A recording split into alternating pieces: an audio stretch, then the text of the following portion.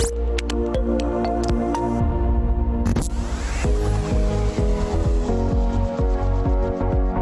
joined Caseload coaching from Denovo. Full practice management software built for modern law firms. Your practice performance matters. Well, good afternoon, everyone, and welcome along to session 5 of Caseload coaching. As always, you have me, Grant Yuill, Denovo's Head of Marketing, alongside Stephen Hill, our Operations Director. Say hi, Stephen. Hey, everyone. So this afternoon, we will be talking to you about another feature of Caseload. In this case, it's dashboard/KPI management reporting. And it's an area that might have additional relevance and benefits considering the current situation we are all facing. A question being asked by many at the moment is how we continue to monitor our business performance whilst in isolation. Dashboard reporting tools are important at the best of times. However, in challenging times like this, it's really vital that you're still able to take the pulse of your business from wherever you are. So today we're going to show you some of the ways Caseload can help you do just that. You're also going to hear from Ian McNall, Director of Operations and Strategy at Jones White, who will tell us how they have been using this feature to access good management information. So the agenda for today's session, we're just going to remind everyone with a bit of an update on the current scenario with COVID-19. We'll then talk briefly about the benefits of dashboard reporting. We'll jump into the session. We'll have the Q&A. We'll talk a little bit about the future sessions, which over the next few weeks are going to change slightly with a few different topics.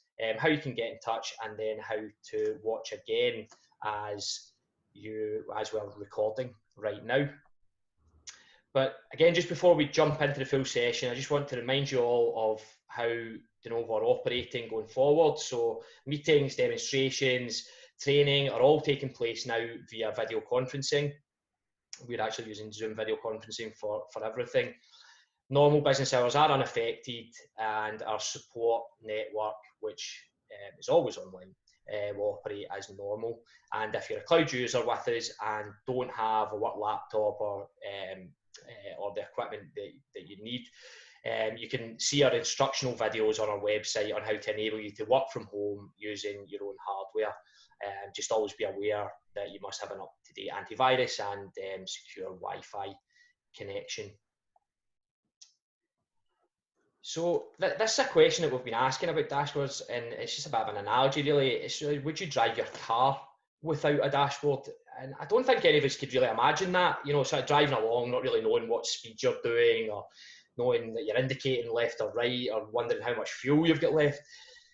That might be quite sort of exhilarating thought to begin with, but actually, you know, it's a bit nerve-wracking to drive like that long term.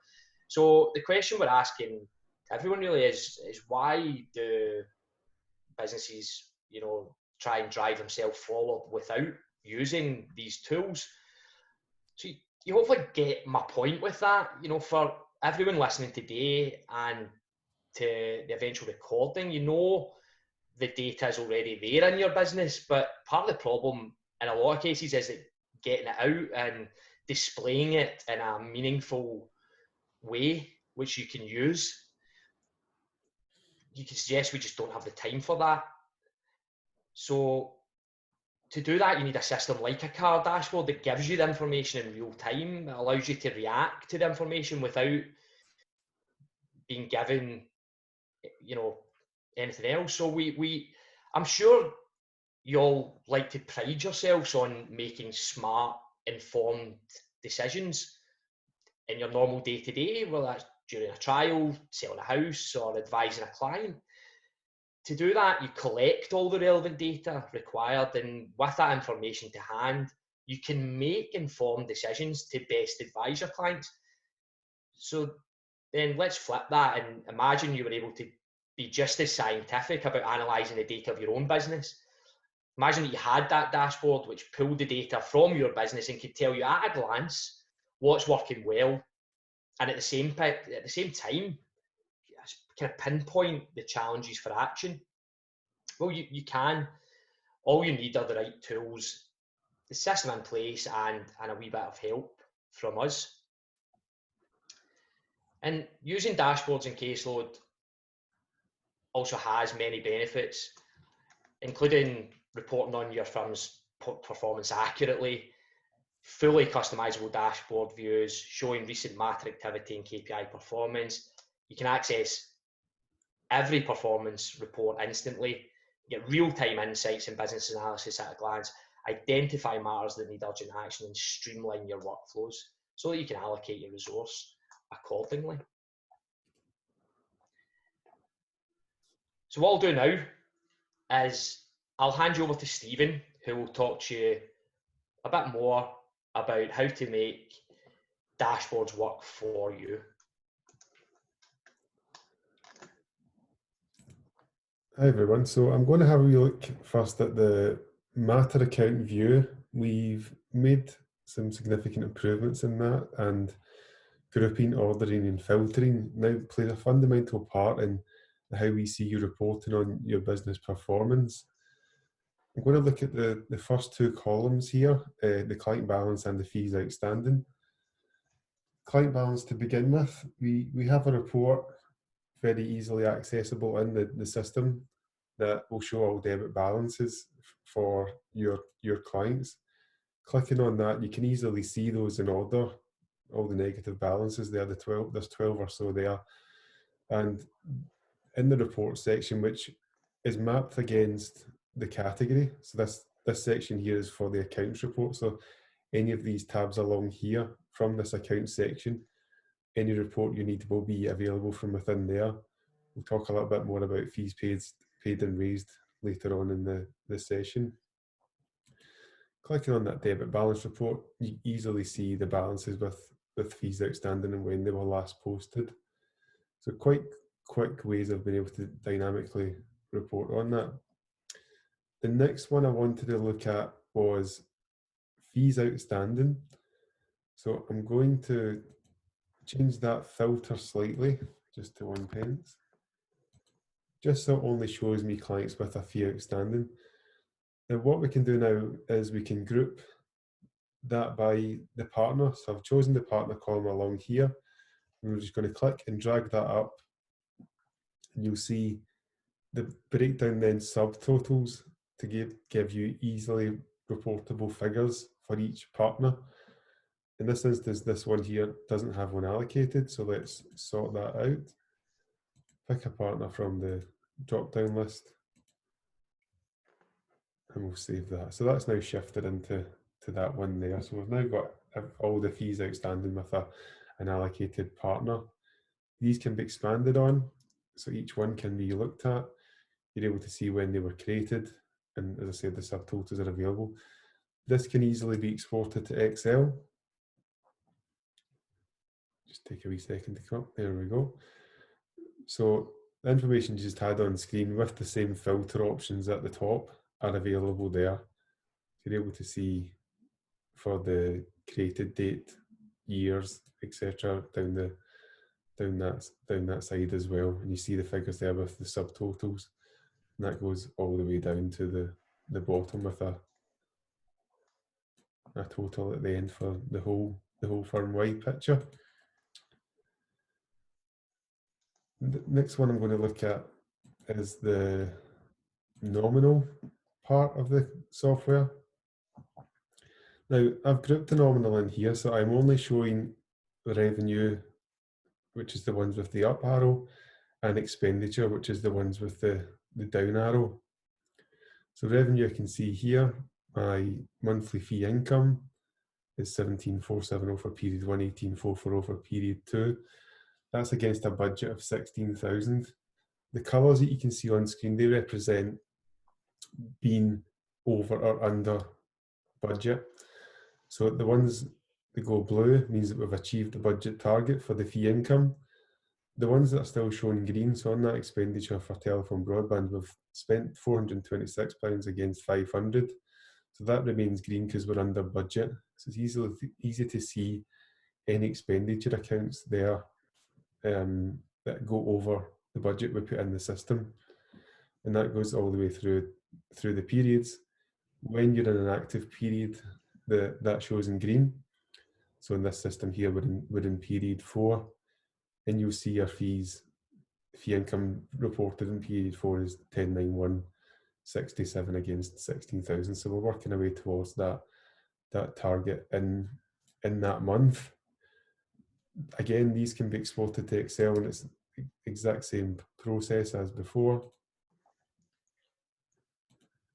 And you're able to see that's exported by in alphabetical order, but you're able to see the movement against the budget. So our positive movement in period 1 is 14.8, 15.8 period 2, 13 in period 3. So very quick ways of analysing how the firm's performing on a month-to-month basis in there. As Grant alluded to earlier on, we're going to talk a little bit more about the dashboard reports in the system, and I'm delighted to say we're going to now be joined by Ian McNall, the Operations and Strategy Director at Jones White, to have a chat around that and how that looks like in Caseload. Ian, thanks very much for joining us for this session. Would it be fair to say you arrived at Jones White last year with quite a specific purpose in mind, and have driven kind of focused structure into the business that it lacked at that time?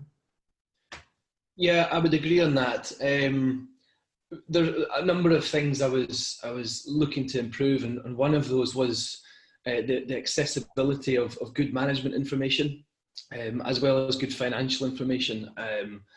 We lacked structure in that regard. Lots of reporting in the original Denovo system, but a lack of coherency between all the data points. So you had to there's a lot of going into several different reports, extracting data into the ways you need it to help you function. And one of the things that I wanted to do is make that all accessible instantly in ways that help us make better decisions, basically. Ideal. And we're going to start having a look at the dashboard capability within Caseload. And one of the first ones that we developed together was the leads KPI. You had very specific things that you thought that should look like on a week-to-week basis. We do have a Caseload topic on leads next week, so there will be more information on what that specifically does. But what did Jones White have in place previously in terms of managing the leads, and how do you feel Caseload is taking you a little step forward in how you do that? So we've definitely made massive strides, certainly in the field of leads when it comes to managing new inquiries business at Jones White. We previously used, I think it was 9 spreadsheets, and we also used a dummy matter account to store events for every single lead that came in. So we were kind of using the system in a way that was best suited to us because it was the only way to carry out a function that just simply wasn't there. So one of the things I really wanted to do was get a better hold on what was coming into the business each week, so that we could decide whether we were doing the right things in bringing in the clients that we'd like to have, and also doing as good a job as possible of converting them when we did get those leads in. So the KPI system that runs out of the data that we capture in the leads environment of Caseload does that. We started out with an Excel model of what we'd like it to look like, and worked with the guys at Denovo to make sure that it did exactly what we're looking for. And we use this information daily now. Ideal. And just so everyone's aware that these drop downs they can be configured personally. You can click on each one as well to see which departments the inquiries are coming from, and that drives forward towards the graph at the bottom. So there's a lot of kind of useful information on screen there that you can see really quickly at a glance and drill down into fee earner, and then all the way down into the description of the lead as well. So we tailored that to make sure that it had all those capabilities to get right down to what information's coming in. That's really useful. Thanks for that. The next one I'm going to look at is the WIP by department, which is, and I'll just bring this out so we can see the full screen. This is probably one of the most important metrics that any law firm is going to want to know on a week-to-week basis in terms of what each department is doing. And this goes right down to daily with averages and graphs. So do you focus on this daily as well in terms of what the fee earners are doing? And can you just describe a few of the main benefits as to what this does for you on a day-to-day basis? Yeah, I would say it's as important as any report that we'll produce at Jones White for those fee earners that record WIP or that record a work in process measure prior to feeing a client. There's two things. There's actually a number of things to this report which make it really useful to us. You'll see, first of all, it records for each day of the week what has been recorded by way of WIP and time.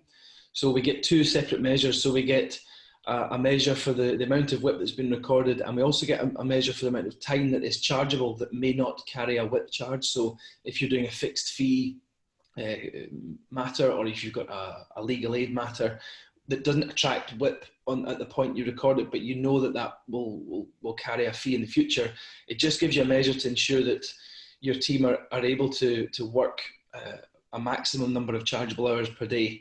So it does those two things for each fee earner on a daily basis, sums them up. It also gives us that per each department, and it puts it all on one page. Being able to see the total recorded WIP and time for a week is just a basic, simple thing that can give you a good indication as to how effectively the department's working. But a subtle but really important aspect to this chart is the one in the two columns on the left-hand side, which give us the daily averages for the year, which are based on working calendar days, and the daily average for the last 30 days based on working calendar. You can quickly compare the last year's average versus the last month versus today. So if we look at Margaret Buchanan there, for example, how I would interpret this is that Margaret's recorded 997 on the 1st of April. Now, our daily average for the last 30 days has been 117, and our daily average for the last year has been 13. Now, that would tell me that perhaps Margaret's new to the business and has quickly accelerated up to being able to deliver a high fee number, as well as recordable time. So you can see if you had someone who'd been working at the firm for a year and you were able to gain that insight to say, how is this person performing based on the last 30 days and based on the last year relative to what's happening today. So you're able to do a little more than just looking at what someone's doing day to day, but give yourself some insight into how you might go and manage a particular issue regarding the amount of fees that are being delivered, be it congratulating someone for doing a great job or asking them, is there something more we can do to try and fix some of the problems you're facing, which clearly have come through in the last month, for example. That's perfect. Again, great insight into what these reports would deliver. I think some of our data is probably slightly lacking, but the point does come across as to how you can quickly get information, how that totals up to how they're doing each week as well. I suppose that kind of neatly leads into talking about fees raised, since this is where the WIP eventually turns into, and we've got another report here as well, which we've published to dashboards, and we've had kind of various iterations of this. The particular one I've got on screen here would be almost talking about the year to date. So January, February, March, we've got cumulative department totals, which would break down into individual fee earners if you had more in the firm, and we've got the monthly average and how that would look annually with the annual forecast, and again with a kind of expanded one out here to the side of what the current month looked like. Because I appreciate, like, as of today, 1st of April, your current month, this is still looking at March, but your current month would start to drop down to zero as that begins to climb up. So you wouldn't want that in the monthly average figures on the left-hand side. Correct me if I'm wrong, because you want to be seeing how completed months doing, and then focus on how that works out towards the year. Wonder if you could just have some thoughts as to how you would look at this and measure how that works out for your whole kind of practice performance picture.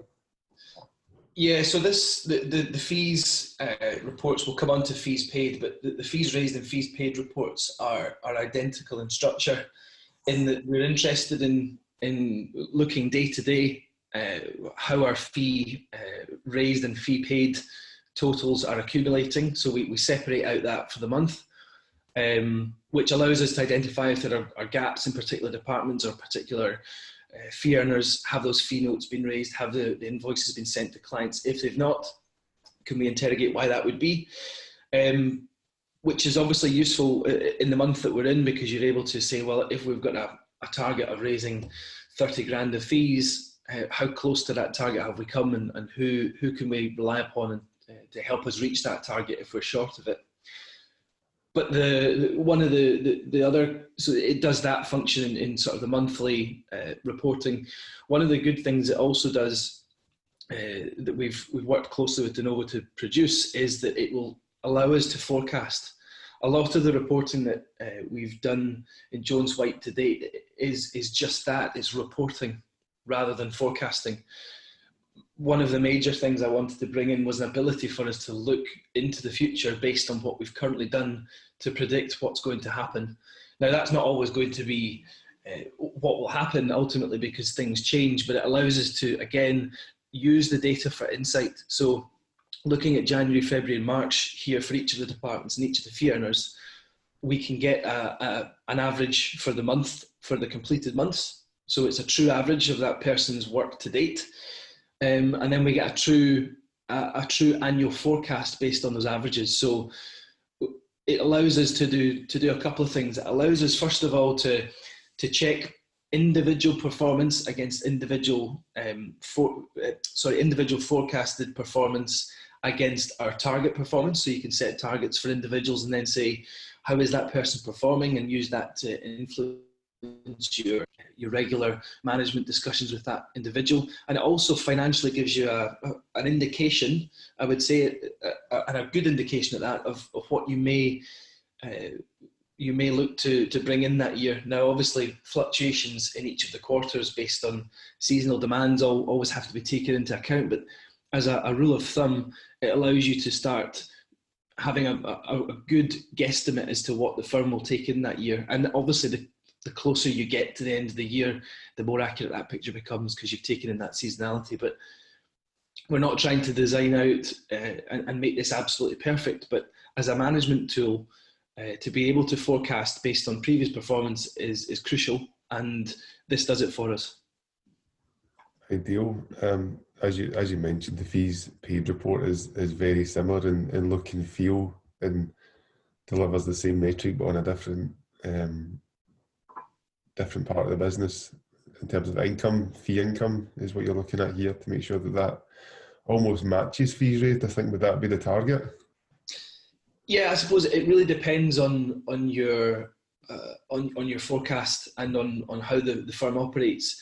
For growth, obviously, you'd want to be raising more fees than you're being paid month to month, because that gives you the ability to say, well, I've raised 100,000 in fees, but I got paid 80,000. Now, hopefully, that's because you've just worked harder and produced more work. But there's obviously the case that you may have some overdue fees. Now, we have, I'm not sure if we'll go into that here today, but we've got a report which I would say is the kind of trilogy of reports which relate specifically to fees, which are the fees that are raised, the fees that are paid, and the fees that are outstanding.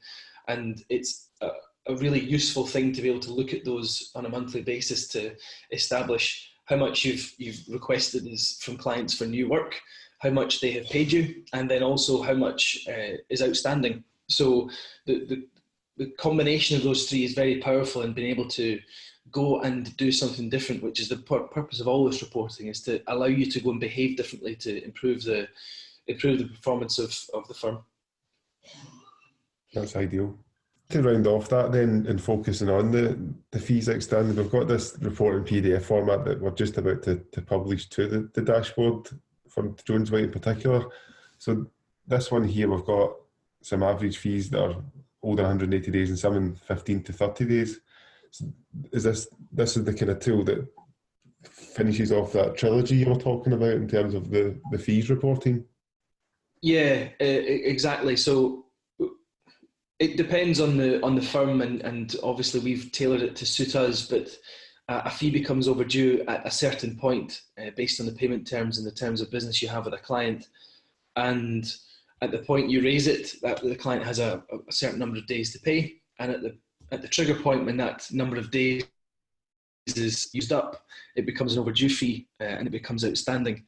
That outstanding fee is then overdue. So what we've looked to do is to try and split the age of our fees, because that's important in our level of confidence as to how much of that fee we will recover. Obviously, being the likelihood of a fee being paid in full when it gets to 3 months, 6 months, 9 months starts to dwindle.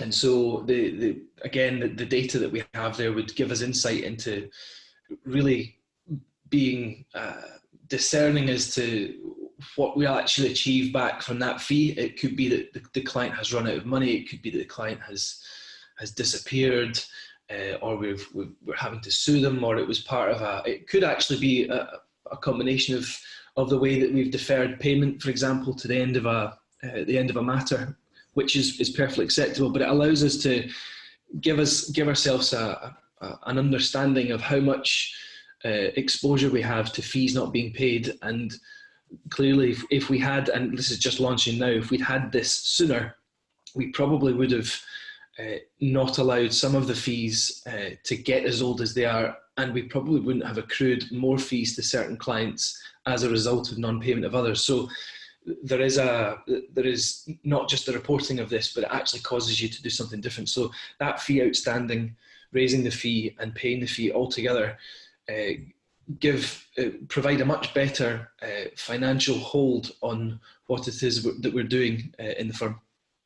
Exactly. Nice. Perfect. And that fee outstanding will break down into individual clients as well as we push that out to the dashboard. Changing topics slightly, we do have this new matter report, which we're just publishing out to Jones White as well. It's something that's we've had for a while in the reporting, but looking at it from a dashboard point of view, it's really interesting data as well, just to see what each fee earner has done activity-wise each month. It focuses on the month that you're reporting on, and you'll see a percentage and breakdown across the firm as to how many how many matter accounts they are opening up. That brings you to this neat little graph here and kind of measures the metrics.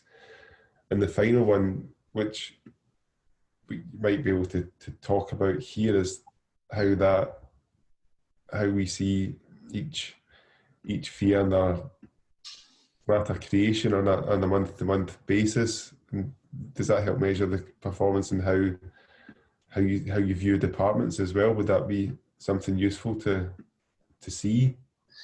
Yeah, definitely. We've talked about fees and new inquiries, and we're now talking about matters, and you've got overdue fees. There's a combination of 4 or 5 key metrics, as I see it, that are useful in being able to manage and improve the performance of the departments in the firm and the firm itself. And clearly, the number of new files you're opening up within a given time frame is part of that answer. And giving us the ability to see which departments and which individuals are opening new files gives us a level of healthiness of the pipeline of work coming through. So if this started to drop off, you'd see it quite clearly, and you would do something different. You'd probably have a look at your leads dashboard and say, how many were we getting lots of calls and just not converting them? Let's go and examine why that was, and do we need to make some improvements to our pricing offerings or the way that we convert? So you can start tying these different metrics together. And one of the objectives we have is that we have shown all of these measures independently of each other. When I talk about them, I mean new matters and fees and WIP and time and leads. They're all independent metrics, but we're pushing to try and produce that on a single page that allows us to essentially get a health check of anything, of an individual, of a department, or of the firm at at the click of a button, basically. And we're definitely moving towards that. But yeah, this one also allows us to reflect back upon what has happened over the last year, and is it the case that March is just a low month for certain departments? Well, in that case, we'd be able to see this and maybe not get too concerned. If that wasn't the case, we would act and do something differently. So again, causing you to be able to go in is the main goal here, which is this is helping us achieve. Yeah, and I suppose that leads into analysing your marketing spend as well as to where that goes and if that's working or not, because you'll be able to see quickly if you're doing a big family campaign and there's not enough matters being created in the months leading that, then you're kind of questioning whether that's valid or not and what the return on investment is. Yeah, exactly. So again, it doesn't just influence what you do with individuals. It can certainly influence how you're running other areas of the firm, because all of them are there to ensure that you're generating new clients and progressing matters. So we use that information to directly go and influence where we go and produce new material, for example, content or SEO work, or what we have by way of the website, and where we'd want to be driving traffic as a result of this information. So you're right, certain departments will feed back, we were quite low in inquiries and low in matters because we have the information to our fingertips, and then we'll go and make those changes that we hope will influence that for the better. And we can do that weekly. We don't need to wait. And daily even, we don't need to wait till the end of the month, because these reports are live published. So we can take action much more rapidly than we have previously. Yeah, I think that's the key to it. Most law firms, they wait to the end of the month and look at the reports and see what's been going on. But these dashboard reports, as you say, are dynamic and can be viewed hourly, daily. I mean, you just click a refresh and things have changed. The WIPs went up, and yeah, it all depends on your. I suppose it all depends on how quickly you feel you need to change. If you report monthly, I think you have to be prepared that you can probably only act every 2 months, because you're never really going to know, because the gap between data is too long to get anything quicker. My objective here is to bring everything down to as close to daily as possible, which will allow you to act at whatever point you want throughout the month. It could be that you don't need to act for a month or 6 weeks or 8 weeks on certain things, and that's okay. But there are things that you want to be acting sooner upon, and certainly some of the things that we've discussed here that are active in the dashboards on a daily basis are ones we want to be acting faster upon. That's ideal. I mean, I really appreciate your insight into this. It's been really helpful, and thanks very much for joining us this week on Caseload Coaching. You're welcome, no problem. So I hope that conversation with Dean gives you a bit of insight as to what dashboard capability is available within Caseload.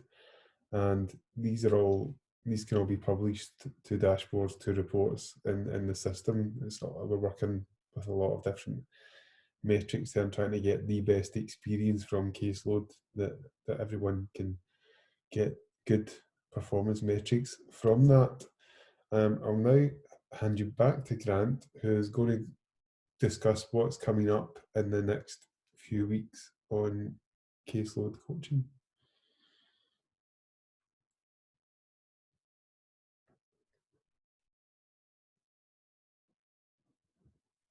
Yeah, thanks, Stephen.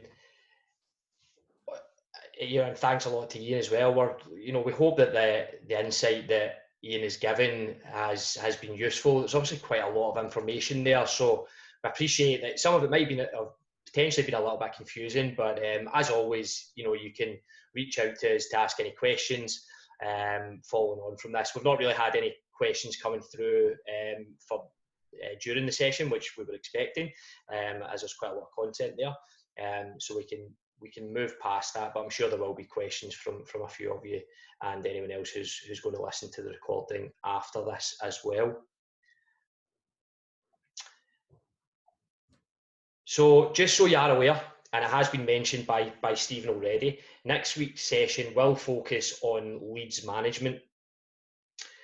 Now, in that session, you'll learn a bit about how Caseload can help you understand where your leads are actually coming from and start to measure your conversion rates.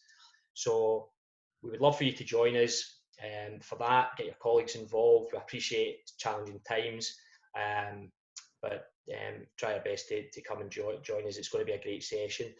Following on from that, we're going to be taking a little bit of a break from the Caseload sessions.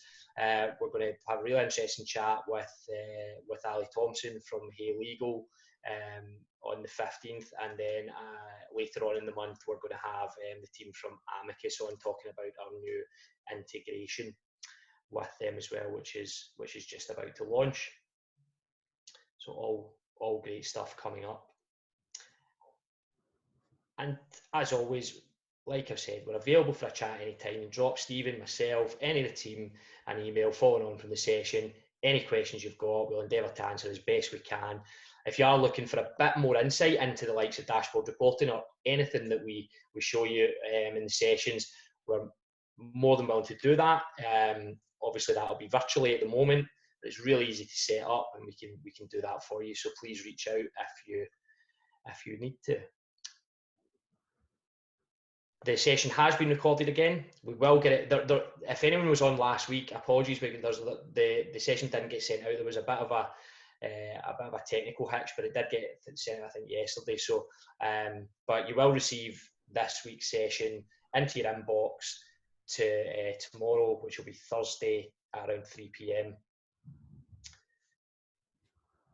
So that's session 5 finished, folks. I'd like to thank you all once again for joining us. Stay safe, stay at home, and enjoy the rest of your afternoon.